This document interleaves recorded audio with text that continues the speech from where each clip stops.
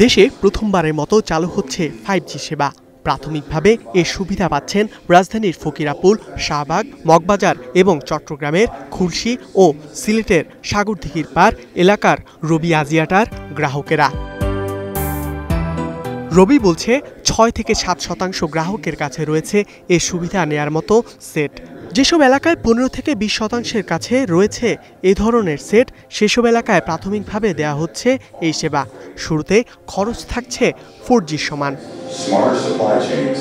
সোমবার এর উদ্বোধনী অনুষ্ঠানে যোগ দিয়ে বিটিআরসির চেয়ারম্যান জানান, অপারেটরগুলোকে শুধু আধুনিক নেটওয়ার্ক আনলেই হবে না, সেবার মানও নিশ্চিত করতে হবে।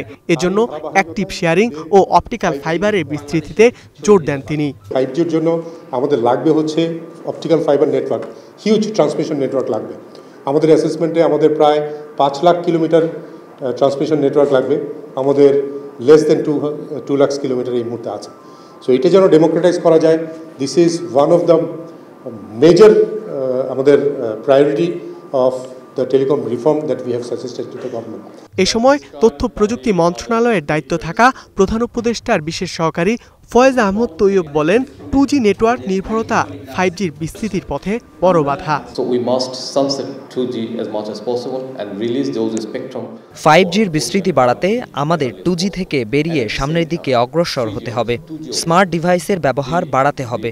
মিলিয়নের বেশি ডিভাইসের পরিবর্তন প্রয়োজন। মনে রাখতে হবে 2G ফোন উৎপাদন প্রায় শেষের দিকে।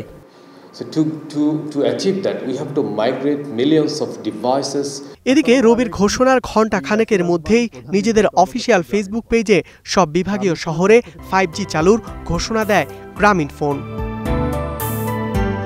ধ্রুব ইকরামুল, স্টার নিউজ, ঢাকা।